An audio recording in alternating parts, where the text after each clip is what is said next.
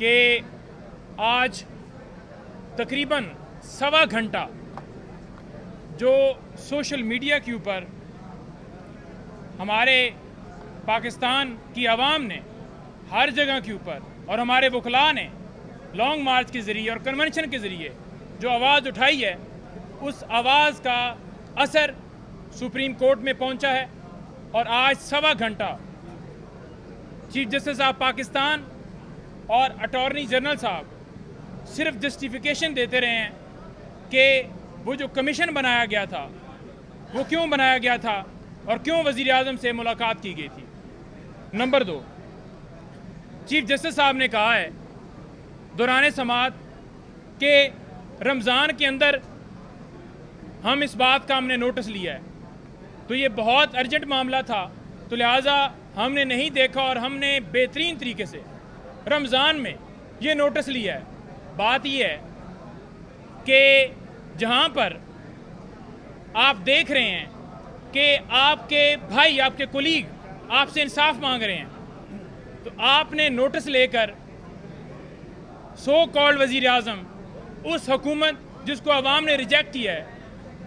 उस हुकूमत के पास ये मामला भिजवा रहे हैं। अगर एक कातिल को आप कहेंगे कि आप कत्ल के ऊपर फैसला करो, तो क्या वो इंसाफ पे मबनी फैसला करेगा? कभी नहीं। तो लिहाजा जो बेनिफिशरी हैं उनके साथ मीटिंग क्यों की गई? दूसरी बात, चीफ जस्टिस साहब ने कहा कि 184(3) में किस तरह से हम इस मामले को ले सकते हैं, जब दरख्वास्त जो है, जो खत है, वो सुप्रीम जुडिशल काउंसिल को भिजवाया गया है। तो बात यह है कि जब मैंने पहले गुजारिश की कि उस वक्त जज ज़ेबा चौधरी के हवाले से इमरान खान साहब ने एक दो अल्फाज कहे थे, तो फ़ौरन अतर मनल्ला साहब ने उस वक्त सो मोटो ले लिया था और तौहीन अदालत की कार्रवाई की थी। तो आज ये फिर क्यों कहा जा रहा है कि हम इसके अंदर नोटिस नहीं ले सकते? जब F9 पार्क के अंदर दरख्त काटने के ऊपर सो मोटो ले लिया जाता है, तो आपके पास 6 जजेस आए हैं। आज की बड़ी एक अहम बात यह है कि चीफ जस्टिस साहब ने दौरान समाअत ये बात एडमिट कर ली है कि वो 6 जजेस मेरे पास सुप्रीम कोर्ट में आए थे और मेरी उनसे मुलाकात हुई थी और उन्होंने मेरे सामने ये मामलात रखे थे। तो हम ये कह रहे हैं कि जब ये आपके सामने मामलात रखे गए थे कि इस तरह से मुदाखलत की जा रही है, डराया जा रहा है, धमकाया जा रहा है, अगवा किया जा रहा है, तो फिर आपने उस वक्त सो मोटो क्यों नहीं लिया? क्यों नहीं इस मामले के ऊपर एक्शन लेकर कार्रवाई की, जब आपके पास इख्तियार है? और आप खुद ही दौरान समाअत ये कह भी रहे हैं कि सो मोटो लिया जाता रहा है और कमीशन भी बनते रहे हैं। इसके साथ साथ आपको बताऊं कि चीफ जस्टिस साहब ने कहा है कि कोई बात भी अगर गलत करेगा तो हम उसके खिलाफ कार्रवाई करेंगे। तो क्या आपको इन सारे मामलात में नज़र नहीं आ रहा कि कहाँ कहाँ से मुदाखलत की गई, फंडामेंटल राइट्स की जो वायलेशन की गई, जो लोगों को अगवा किया गया, जो तायीद कुनिंदे, तजवीज़ कुनिंदे उठाए गए, जो लोगों के घरों में दाखिल होके चादर चार दीवारी का तकद्दस पामाल करते हुए ख़वातीन के साथ बदसलूकी की गई, जो पुलिस ने कंडक्ट किया, जो पेपर्स छीने गए, सारी चीज़ें आपके सामने हैं। तो फिर आप ऐसे कैसे कह सकते हैं कि जनाब ये मामला तो हुआ ही कुछ नहीं है? आपको उसके ऊपर क्यों नहीं सो मोटो आपने लिया? और इसके साथ साथ आपको ये बताऊं कि चीफ साहब कह रहे हैं कि हमें कोई शिकायत जो है वो लोअर जुडिशरी से आई नहीं है, किसी हाई कोर्ट से, किसी सिविल कोर्ट से, किसी जगह से नहीं आई। तो ये शिकायत तो पहले आपको आ गई है,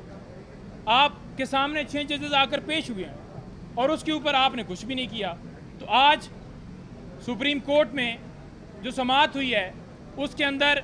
फुल कोर्ट बनाने के हवाले से अदालत ने रिमार्क्स दिए हैं कि मुशावरत के बाद, उन्होंने कहा है कि मुशावरत के बाद हम फुल कोर्ट बनाएंगे तमाम जजेस, क्योंकि इस वक्त जो है वो कोई कराची है, कोई कहीं है, तो इस वजह से ईद के बाद जो है समाअत जो है रखी जाएगी। तारीख में रद्दोबदल हो सकता है, लेकिन जो आज जस्टिस अतर मनल्ला ने या दीगर हमारे जस्टिस साहबान ने जो रिमार्क्स दिए हैं वो बड़े अहम हैं, जिसमें उन्होंने ये कहा है कि बुनियादी इंसानी हकूक़ की खिलाफ वर्जियाँ हुई हैं, इसको आप कैसे आंखें बंद कर सकते हैं इस मामले के ऊपर। उन्होंने कहा है कि 3 MPO के तहत लोग जो हैं, जब अदालत ने, हाई कोर्ट ने हुक्म दिया कि बेल हो गई है उसे रिहा कर दो, उसके बाद 3 MPO के तहत लोग जो है वो गिरफ्तार किए गए, अगवा किए गए, बाद में 3 MPO उनके ऊपर लगाया गया। तो ये बात आज सुप्रीम कोर्ट में दोबारा कुछ जस्टिस साहबान ने तस्लीम की है और अटॉर्नी जनरल साहब उसके ऊपर लाजवाब थे। तो हम ये मुतालबा पहले भी हमने रखा है कि फुल कोर्ट एक अच्छा साइन है, लेकिन इसके अंदर हम ये कह रहे हैं कि जो किरदार हैं उनके खिलाफ डे टू डे हेयरिंग करके उनके खिलाफ कार्रवाई की जाए, उनको बुलाया जाए और ये मामला जो है एक एग्जाम्पल के तौर पर इसको बनाया जाए, ताकि आइंदा जो रिमार्क्स के अंदर भी ये कहा गया कि ये 75 ईयर से ये मुदाखलत जारी रही है और इसके ऊपर भी कोई पर्दा नहीं डाल सकता, तो ये मुदाखलत, ये जो सियासी सेल है, ये बंद होना चाहिए।